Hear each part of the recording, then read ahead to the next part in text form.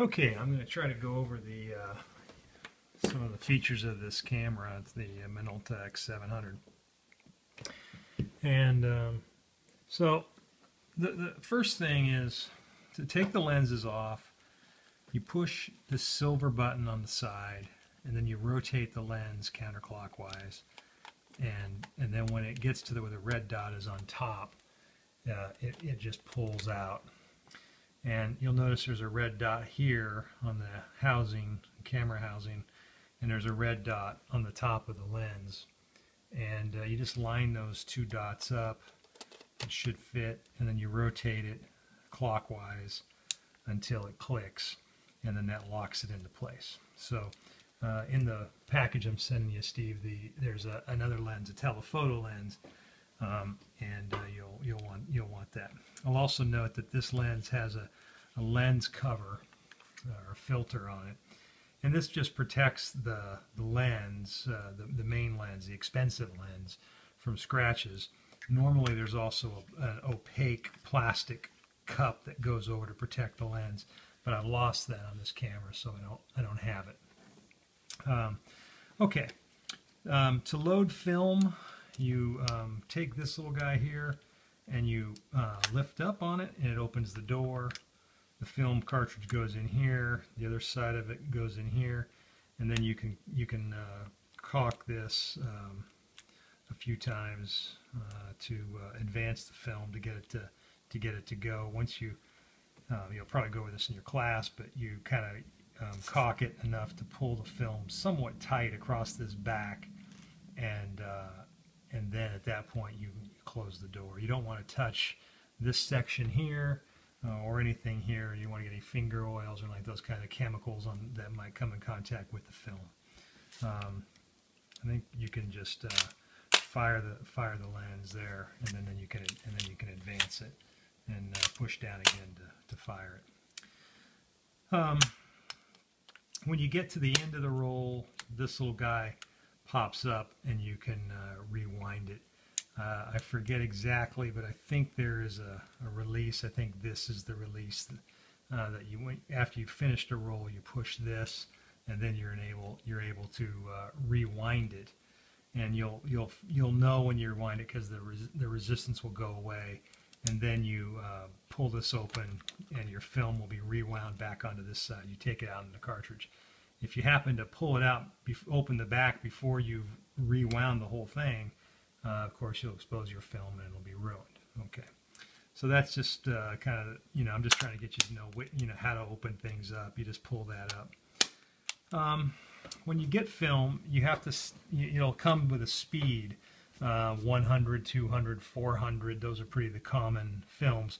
And if you maybe can't see here in the film, but when you have the camera in your hand, you'll be able to see that this says 100. To move it, you just lift up slightly on this outer ring, rotate it 200, 400, 800. So whatever your film, what's called your film speed is, you want to rotate it around so you match that up. Okay. Now this camera has 3 modes of operation. I'll show you the first one, which is fully automatic. So you put the P here next to this white line, and I believe you push this little black thing down to rotate it from P and then to A, and then once you're in the actual shutter speeds, it'll rotate without pushing it down. But it won't leave P without pushing down this little black button here.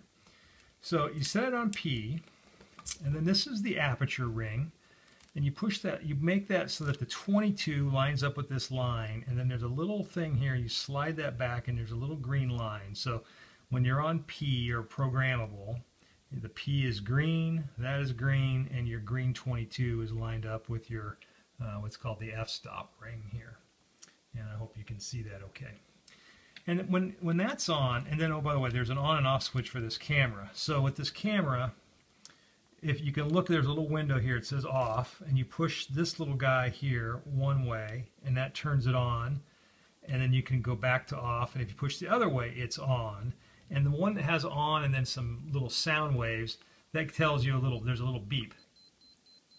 It tells you there's something wrong. The other on doesn't have the beep.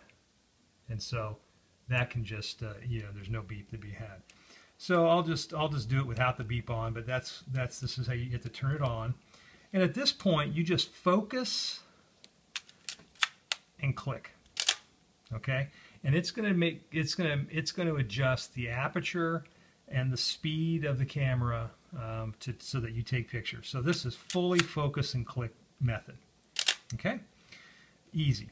Now with a camera, if you adjust aperture, you can make some nice photographic effects. And so one effect is that if you have a and it's kind of funny, but aperture, it's kind of like fish hooks. The smaller the number, the bigger the opening. And so you slide this thing up, because this guy here just locks it, so the aperture ring is locked. You slide that up so that little green line goes away. And now you can rotate this thing. So 22 gives you a very small aperture. It's like the size of a pinhole. But if you go all the way down to 2, it's a very big aperture. It's like that. And so as you rotate this ring around here, what you're doing is you're adjusting the size of the aperture. And you can actually see, and you may not be able to see this on the camera, but when you do it, so I've got this set at I'm going to rotate all the way down to 22. And if you push this little black bar down here, it'll rotate, and you can actually see the aperture close. I don't know if you can see that on the film or not, but yeah, you can see that aperture close, and that's the aperture you get. Now I'm going to go to a medium stop. I'm going to move it to, say, 8.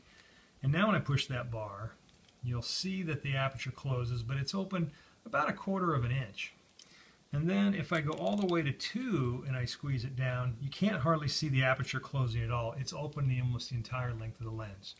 Photographically, when you have a large aperture or a big opening, small number, big opening, what happens is whatever you focus on is in focus, but whatever is immediately in front of or behind that thing that you're in focus is out of focus. And when you move this down to a 22, which gives you a very small pinhole aperture, then when you take that picture, whatever you're in focus, whatever's in front of or behind that item is also in focus. And that's called depth of field. And so what the effect is, you take a picture, you're something beautiful like your mother, and you take a picture of her with, say, flowers behind her, and you use a small aperture number or a big opening, focus on her face, and what will happen is the flowers behind her will be out of focus and she will be in focus. And it makes her face sort of pop or almost appear three-dimensional in the picture. Okay, so that's something you can see. On the other hand, if you're taking a picture of somebody at the Grand Canyon and you want to get a picture of the canyon behind them, you would use a smaller f-stop, so a 22, which gets you a pinhole, so it's a smaller aperture size. And then the people you take a picture of, as well as the canyon behind them, are all in focus. And so that's how that works. Well, so a really convenient and great feature about this camera is it has this aperture ability. So you push this little button here, and that releases this so you can turn it to A, and A stands for aperture. And then what happens is you can set the aperture, say, oh, I'm going to take a picture of somebody in front of some flowers, take it down to, say, 2.8. And as you look through the viewfinder, and if you just barely touch this chrome button on top, what you'll see is you'll see the shutter speed showing up. And as you adjust the aperture, you'll see the shutter speed changing.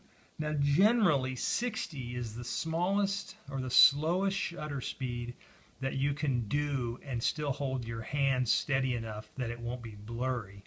And so you have to adjust, and sometimes the light just isn't bright enough, and you have to abort the picture. But basically, put it in on A, and then you can adjust the aperture ring, and it'll show you inside the viewfinder what the shutter speed needs to be, and you can play around with it that way. The other thing we have here is just shutter speed. And so on this one, you can say, I'm going to take a picture at 125 or 1/25 of a second, and then as you look inside the viewfinder, you touch it, and you move the aperture ring around, and you can get the you'll get the shutter. It'll tell you if you're what the shutter speed aperture combination needs to be, and so that's really good. You know, if you're out and you want to take pictures of something that's moving quickly, races, or maybe a running horse, you may want to use 500 or 1,000th of a second shutter exposure, and then this will tell you by looking through here what aperture you need to use to have the proper amount of light, so you get enough light in a short duration. And obviously there's this inverse relationship. The bigger the aperture, the bigger the hole, smaller the number, the faster your shutter speed can be. A very small pinhole aperture, you have to have a little slower shutter speed to get enough color in, enough light in to populate the film. And to get good color saturation, you want to use the slowest speed as possible. These are things you'll probably learn in your class, but that's kind of in a nutshell what they do. This here is, you push this button and this allows you to move this. And what this does is either lets you, if you go to the plus side, it'll overexpose the film. If you go to the minus side, it'll underexpose the film. I'll let your instructor tell you more about how to use that, but because it's something I frankly have never had to use. Okay, so other thing on this camera is there's a little thing here. You pull this guy up, and there's a little red bar, and that is an a timer. So you set that. I'm going to turn it on to pure P, set this to 22, slide the bar down to lock it, and take a picture, and look at that. It's flashing, and then when it flashes quickly, it'll take a picture.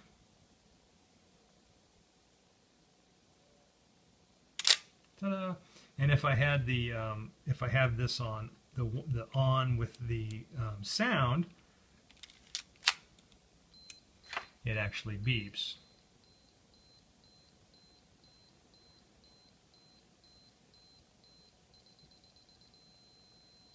There you go. So you get a sense for that. And again, this is how you advance the film. You can leave it out, it makes it a little easier, or you can tuck it in. Doesn't catch on so many things.